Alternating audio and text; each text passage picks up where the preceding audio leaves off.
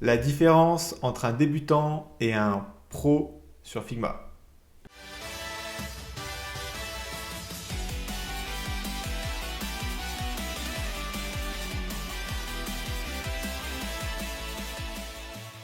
Quand tu débutes sur un nouveau logiciel, et en l'occurrence Figma, il y a plein de choses de partout, des infos à gauche, à droite, et souvent tu es perdu sur le fichier. Donc ce que tu fais, c'est que tu vas sur Google et tu tapes comment faire ci, comment faire ça, par exemple, comment faire des auto-layouts, comment importer des images, comment structurer ma page, etc., etc. Le truc, c'est qu'il y a des choses essentielles, des choses qui sont un peu moins essentielles, et c'est l'objet de cette vidéo. Je ne me suis pas présenté, moi c'est Lucas, je suis cofondateur d'un collectif de freelance en UX UI design, qui s'appelle FrameUX.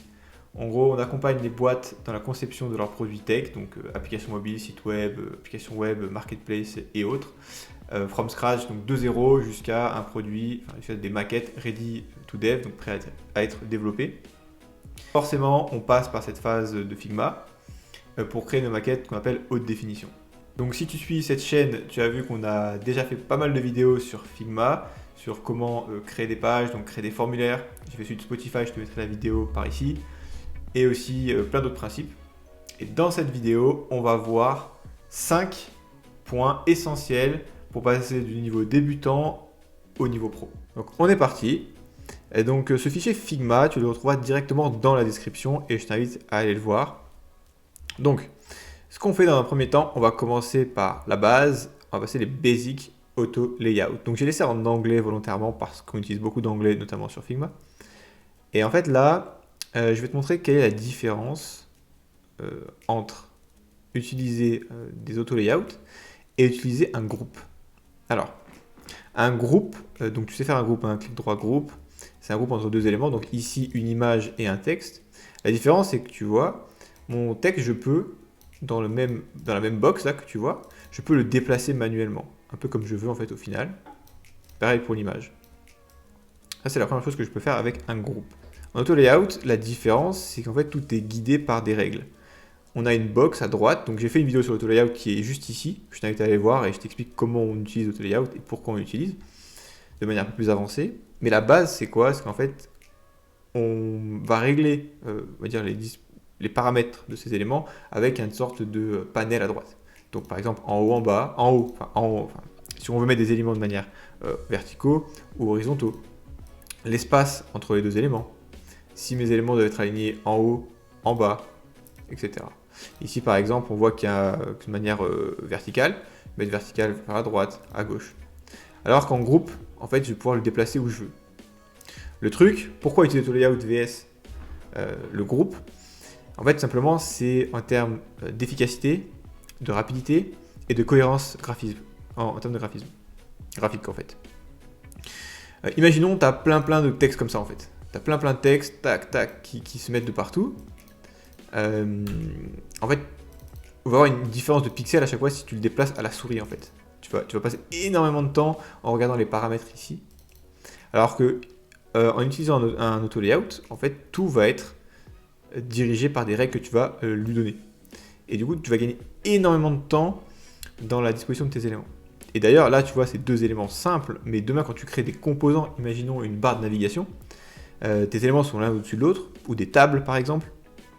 Comment tu vas faire pour dupliquer toutes ces tables, ou quand tu vas changer une donnée, ou pour t'assurer que tout est pixel. Donc c'est pour ça que l'auto-layout est super puissant. Et comme tu peux le voir, moi, j'utilise de partout, même ici, dans mes titres, en fait, je l'utilise. Donc moi, ce que je t'invite à faire, c'est que même si tu es débutant sur Figma, c'est à prendre en main dès le départ le principe d'auto-layout. Et pour t'aider, j'ai fait une vidéo complète, donc qui est juste ici. Bien sûr, tu pourras cliquer et directement te rendre sur la vidéo. Deuxième principe, ça va être les shortcuts. Donc les shortcuts, qui sont dire les raccourcis clavier. Donc ça, vraiment, c'est du type ce qui te permet d'aller plus vite, tout simplement. Donc créer un frame. Donc tu peux appuyer soit sur F, ok. Tu crées un frame. Soit tu as le shortcut A, qui te permet directement de créer un frame. Là, ça permet de gagner énormément de temps quand tu es sur ton Figma. T pour du texte, basique quoi, créer un texte. Voilà, une texte bien sûr. Pour créer des éléments, donc des cercles ou des rectangles, donc R pour rectangle, O pour le cercle, c'est assez simple. Et ensuite, pour gérer les opacités, tu vas gagner énormément de temps aussi. Moi, j'aime beaucoup les opacités. Tu vas faire un rectangle, par exemple, le pourcentage. Bon, et je clique sur 35. Voilà. Donc là, tu vois, opacité à 35. Donc ça, en fait, ça te permet de gagner énormément de temps quand tu fais tes fichiers, tes Figma. Donc les shortcuts.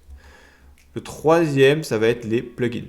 Donc les plugins, tu sais que sur Figma, tu as une communauté. Tu peux aller voir les plugins qui sont gratuits le plus souvent. Et moi ici, j'ai trois catégories qui vont être les icônes. Les icônes, tu en as tout le temps besoin. Donc il y a deux solutions. Soit tu trouves une banque d'icônes, ce que j'aime bien faire aussi, et que tu importes sur tes fichiers Figma. Soit tu utilises par exemple des plugins d'icônes. Donc tu as Iconate, tu as OpenIcon par exemple. Tu as aussi les images. Donc les images libres de droit, tu as Unsplash qui est assez connu en banque en ligne, mais tu as aussi en fait le plugin Unsplash qui te permet d'aller beaucoup plus vite.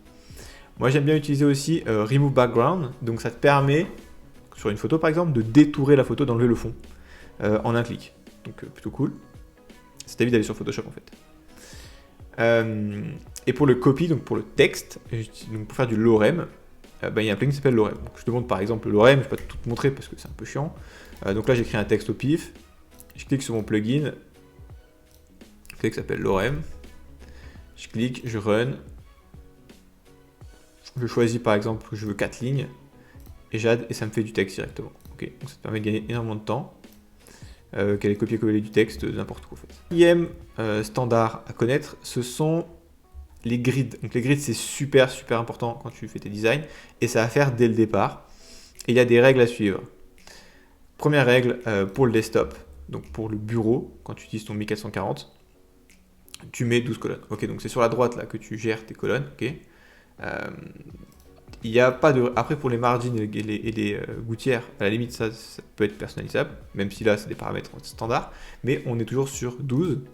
Sur les tablettes, on est sur 8 colonnes. Et sur les mobiles, on est sur 4 colonnes. C'est toujours la règle standard à savoir.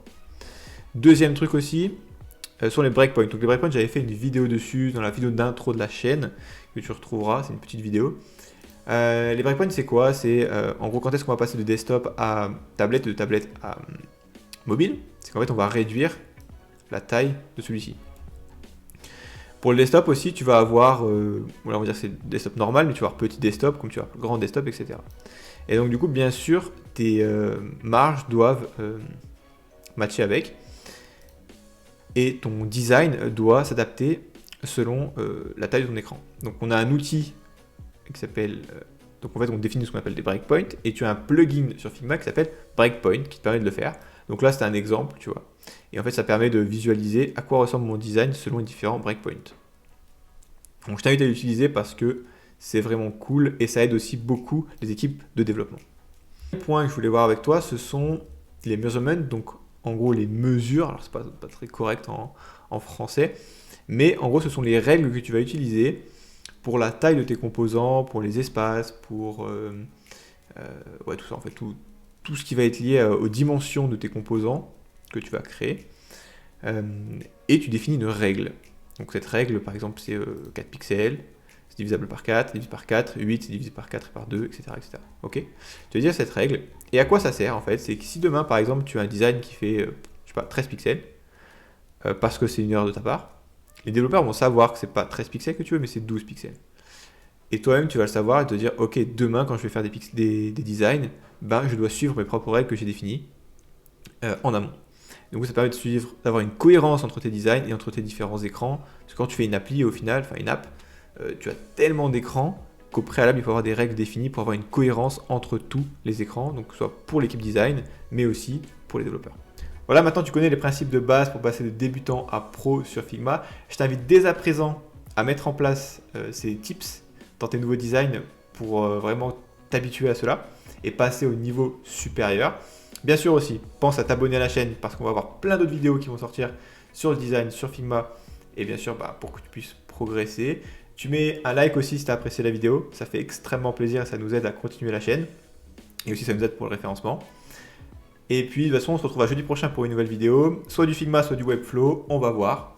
Je te remercie d'avoir regardé cette vidéo, je te dis à la prochaine, c'était Lucas. Ciao!